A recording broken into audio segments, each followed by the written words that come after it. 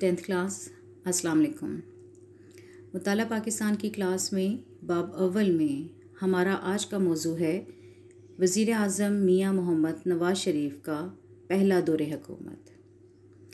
नवाज़ शरीफ ने 2 दफ़ा वज़ारत उज़्मा का कलमदान संभाला, जिसमें आज हम पहला दौरे हुकूमत 1990 से 1993 को डिस्कस करेंगे। सदर ग़ुलाम इसहाक़ ख़ान ने बेनज़ीर की हुकूमत को ख़त्म करके मुल्क में आम इंतख़ाबात का ऐलान किया था। उन इंतख़ाबात के नतीजे में मुस्लिम लीग ने कामयाबी हासिल की और मियां मोहम्मद नवाज़ शरीफ 6 नवंबर 1990 को वज़ीर आज़म के ओहदे पर फ़ाइज़ हो गए। नवाज़ शरीफ की हुकूमत ने जो अहम इक़दामात किए, उसमें सबसे पहला इक़दाम जो था वो था भारतीय हुकूमत के साथ मुआहदा, जिसमें उन्होंने एटमी तंसीबात पर हमला ना करने का मुआहदा किया था। इससे पहले ये मुआहदा बेनज़ीर की हुकूमत ने राजीव गांधी के साथ, जो कि भारतीय वज़ीर आज़म थे, उनके साथ ये मुआहदा किया था कि पाकिस्तान और भारत एक दूसरे के एटमी तंसीबात पर हमला नहीं करेंगे। इसके बाद जो दूसरा अहम कदम नवाज़ शरीफ की हुकूमत ने उठाया वो था कौमी मालियाती कमीशन अवार्ड। कौमी मालियाती कमीशन अवार्ड जो था, ये सूबों को माली खुद मुख्तारी देने का ऐलान था कि तमाम सूबे अपने माली मामलात में खुद मुख्तार हो जाएंगे और अपने मसाइल को हल करने के लिए और अपने अपने सूबों को तरक्की देने के लिए अपनी मर्ज़ी से कानून साजी कर सकते हैं।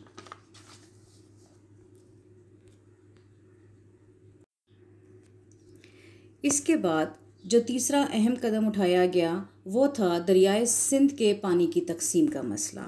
इस सिलसिले में इरसा का क़याम अमल में लाया गया। इरसा एक ऐसा इदारा था जो दरियाए सिंध के पानी पर चारों सूबों का हक तस्लीम करने के लिए बनाया गया था। इसमें ये फ़ैसला किया गया था कि दरियाए सिंध जहाँ जहाँ से गुज़रेगा वहाँ पर उस सूबे को डैम बनाने का या उसको ज़राअत के लिए इस्तेमाल करने का मुकम्मल हक होगा। उसके बाद पॉइंट नंबर 4 में हमारे पास आता है निजकारी कमीशन का क़याम। निजकारी कमीशन इसलिए बनाया गया कि हुकूमत के वो इदारे जो नुकसान में जा रहे थे और उससे हुकूमत को कोई फ़ायदा हासिल नहीं हो रहा था, उनको प्राइवेट शोबे को दे दिया जाए ताकि हुकूमत के ऊपर जो बोझ है उसको ख़त्म किया जा सके।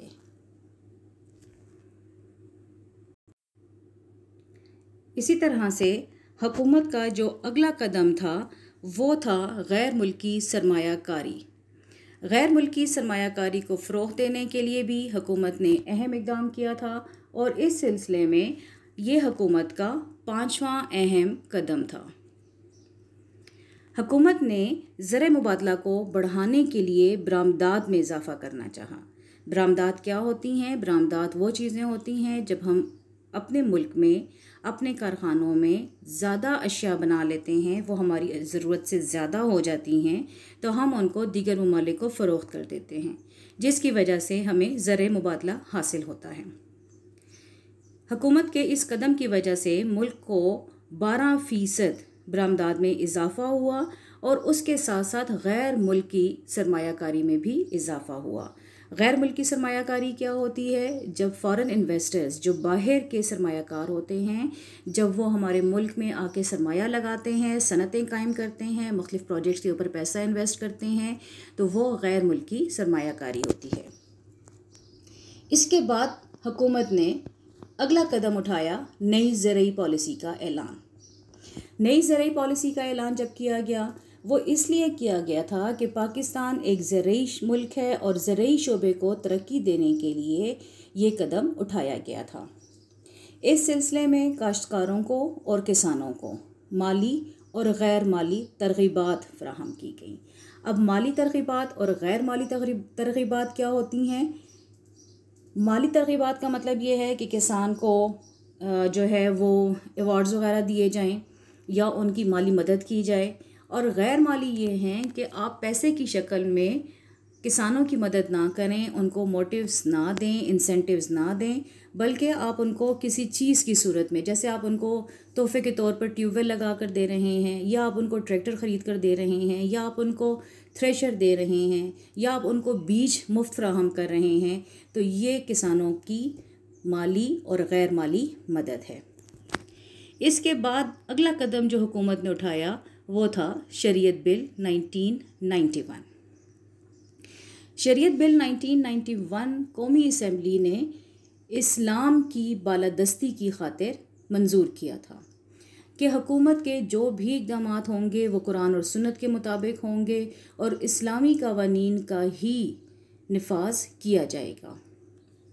इसके अलावा बैतुल माल का क़याम भी किया गया ताकि गरीब आवाम की फलाह व बहबूद का काम भी साथ साथ जारी रह सके। इसके बाद हुकूमत ने मुल्क में बढ़ती हुई बेरोज़गारी के लिए ख़ुद रोज़गार स्कीम का ऐलान किया। ये हुकूमत का 8वां कदम था। हुकूमत ने जो बेरोज़गारी के बढ़ते हुए सैलाब का जायज़ा लिया तो उन्होंने ख़ुद रोज़गार स्कीम का ऐलान किया। इसमें अवाम को मुख्तलिफ़ कर्ज़े दिए गए। ये कर्ज़े 50,000, 1.5 लाख और 3 लाख रुपए के थे। ये कर्ज़े इसलिए दिए गए कि अगर लोग चाहते हैं कि वो छोटे पैमाने पर अपने लिए किसी बिज़नेस का आगाज़ कर सकें तो उनके पास रकम हो।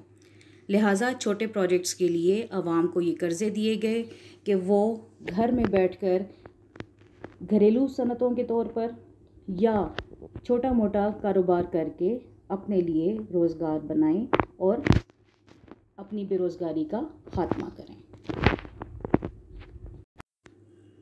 इसके बाद आता है हुकूमत का अगला कदम। अगला कदम जो हुकूमत ने उठाया वो था लेबर पॉलिसी का क़याम। लेबर पॉलिसी जो थी ये हुकूमत के सरकारी और नीम सरकारी इदारों के मुलाजमीन के लिए थी। ये 1 से 16 ग्रेड तक के मुलाजमीन को अबूरी अलाउंस दिया गया था। आम तौर पे जो मुलाजमीन को अलाउंसेस दिए जाते हैं वो परमानेंट होते हैं, मुस्तकिल होते हैं और वो उनकी तनख्वाह में जब एक दफ़ा लग जाते हैं तो फिर वो उसके बाद लगे रहते हैं। लेकिन नवाज़ शरीफ की हुकूमत ने ये अबूरी अलाउंस दिया था कि जब हुकूमत चाहेगी वो इस अलाउंस को ख़त्म कर सकती है, मगर फ़िलहाल सरकारी और नीम सरकारी मुलाजमीन के लिए उनकी मदद के लिए हुकूमत ने उनको एक अबूरी अलाउंस दिया था। हुकूमत का जो अगला अहम कदम था वो था मोटरवे का क़याम। मोटरवे के क़याम का मंसूबा जो है वो 1992 में बनाया गया था और ये मंसूबा 1997 में जाकर मुकम्मल हुआ था और इसका इफ्तिताह नवाज़ शरीफ के दूसरे दौरे हुकूमत में किया गया था। ये एक बड़ा मंसूबा था जो लाहौर और इस्लामाबाद के दरमियान ट्रैफ़िक के दबाव को ख़त्म करने के लिए बनाया गया था। अभी तक इसके मुख्तलिफ़ हिस्सों के ऊपर काम जारी है। हुकूमत के इक़दामात के सिलसिले में जो आखिरी अहम कदम हम पढ़ेंगे वो है ख़ुद इन्हिसारी स्कीम। ख़ुद इन्हिसारी स्कीम वज़ीर आज़म ने इसलिए शुरू की थी कि अवाम और ख़ास तौर पर वो मर्द हज़रात जिनको ड्राइविंग आती है वो सिर्फ़ 10% रकम जमा करा कर अपने लिए कोई भी गाड़ी ख़रीद सकते हैं, जिसको वो टैक्सी, बस या वैन के तौर पे या ट्रक, पिकअप और मोटर रिक्शा जो है वो अपने लिए बुक करवा सकते हैं और उसके ज़रिए वो अपने लिए रोज़गार शुरू कर सकते हैं। यहाँ तक जितने पॉइंट्स हमने डिस्कस किए वो सारे थे हुकूमत के अहम इक़दामात। चीफ़ ऑफ आर्मी स्टाफ की तकर्री और 8वीं तरमीम, ये 2 ऐसे मसाइल थे जिसकी वजह से सदर ग़ुलाम इसहाक़ ख़ान और नवाज़ शरीफ वज़ीर आज़म के दरमियान में इख्तलाफात पैदा हो गए। चीफ़ ऑफ आर्मी स्टाफ की तकर्री का हक़ वज़ीर आज़म और सदर के पास होता है, लिहाजा इन दोनों की रज़ामंदी एक जगह पर नहीं हो रही थी जिसकी वजह से इनके दरमियान इख्तलाफात आए और इसी तरह से नवाज़ शरीफ ने 8वीं तरमीम के ख़ात्मे के लिए जब बात की तो सदर ग़ुलाम इसहाक़ ख़ान ने उसको मानने से भी इनकार कर दिया। 8वीं तरमीम असम्बलियों को तोड़ने का इख्तियार है जो कि सदर को दिया गया है और ये इख्तियार ज़ियाउल हक़ की हुकूमत ने हासिल किया था। जब ये इख्तलाफात हद से ज़्यादा बढ़ गए तो सदर ने 18 अप्रैल 1993 को असम्बलियाँ तोड़ दी और नवाज शरीफ को बरतरफ करके जनाब बलख शेर मिज़ारी को निगरान वज़ीर आज़म बना दिया। कौमी असम्बली की बहाली के लिए कौमी असम्बली के स्पीकर ने हाई कोर्ट में इस फैसले को चैलेंज कर दिया। नवाज शरीफ ने भी सुप्रीम कोर्ट में अपील दायर कर दी।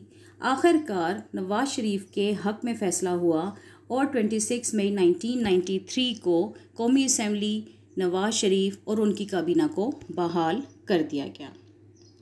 27 मई को नवाज शरीफ वज़ीर आज़म ने कौमी असम्बली से एतमाद का वोट हासिल किया, लेकिन हालात बहुत ज़्यादा ख़राब हो चुके थे। इस सियासी बहरान को हल करने के लिए फ़ौज के ताउन से एक समझौता तय पाया।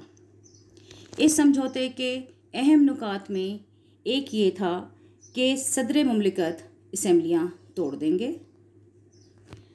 ग़ुलाम इसहाक़ खान जो सदर हैं वो अपने ओहदे से मुस्ताफ़ी हो जाएंगे और उसके अलावा आम इंतखाबात जो हैं वो उनको मुनक़्क़िद करने का ऐलान किया जाए।